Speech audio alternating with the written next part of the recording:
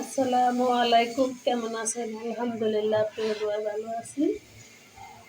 এদিকে এই যে আমি গরু মাংস নিয়েছি।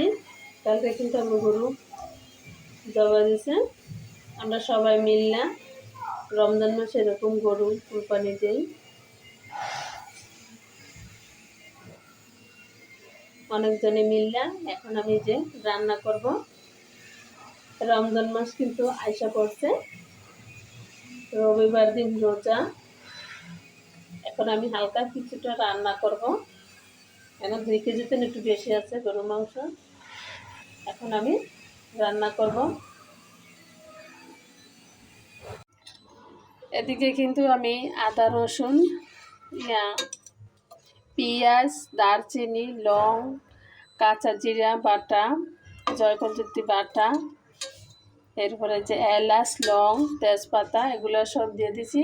আর এই যে এদিকে যে পেঁয়াজ 2 কাপ পেঁয়াজ দিছি। আগে আমি পেঁয়াজটা ওয়াই নিয়েছিলাম, তাই আমার আবার গ্যাস গেছে এগুলো গা মশলা হয়েছে আর গ্যাস গেছে গা, তাই এগুলো আমি দিতে পারি নাই। এখন এই যে গ্যাসের বোতল আনলাম, এখন এই যে রান্না করব। আমার পেঁয়াজটা কিন্তু বাগারটা হয়ে গেছে গা, আর আমার গ্যাস গেছে গা। এখন আমি রান্না করব।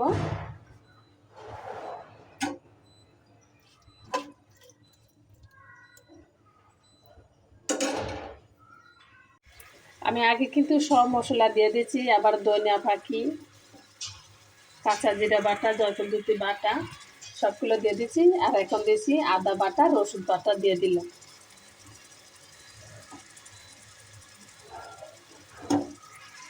এখন আমি 3 চামচ মরিচের ফাঁকি দিয়ে দিলাম, হলুদের গুঁড়া দিয়ে দিলাম, 3 চামচ হলুদের গুঁড়া দিয়ে দিলাম। মরিচের ফাঁকিটা কিন্তু জালটা একটু বেশি লাগে, তো জালটা একটু বেশি দিছি।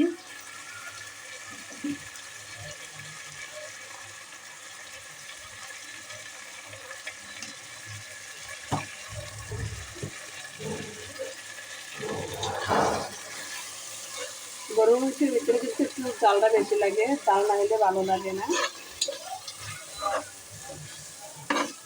মশলাটা আমি ভালো করে কষায়া মশলাটা ভালো করে ধোয়া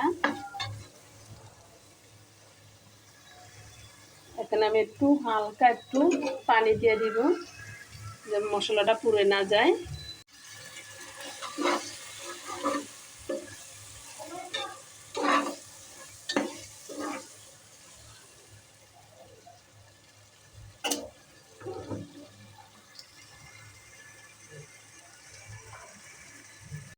টক দইটা দিয়েছি, এটা মনে নাই না দেখাইতে, কিছু মনে করবেন না। এখন আমি একটু সরষের তেল দিয়ে দিলাম। আগে আমি কিন্তু সয়াবিন তেল দিয়ে কিন্তু এটা আমি বাগারটা ওয়াই নিয়েছি। এখন আবার একটু তেলটা দিয়ে আবার একটু গরম করে ভালো করে মশলাটা একটু কষায়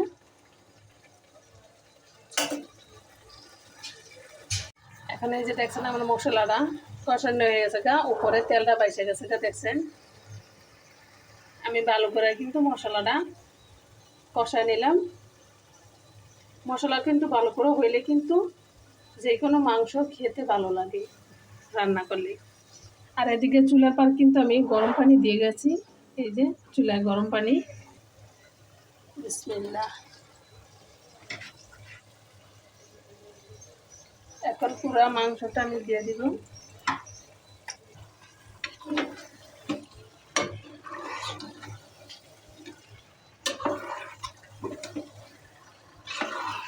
মাংসটা খেতে কিন্তু আরো অনেক ভালো লাগে।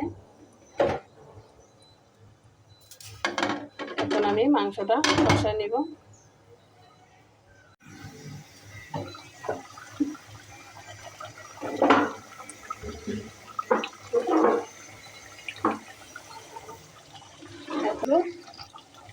এই যে আমার পানি গরম হয়ে গেছে গা চুলায়, এই যে আমি গরম পানি দিয়ে দিলাম, দেখছেন।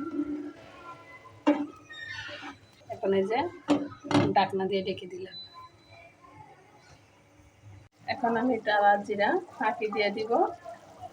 গরম মশলা দিয়ে দিলাম।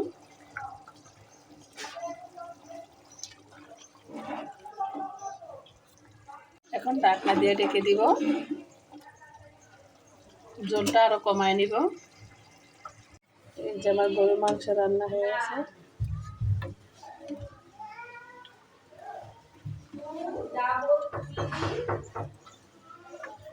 ঝটপট হয়ে গেছে আমার গরুর মাংস রান্না।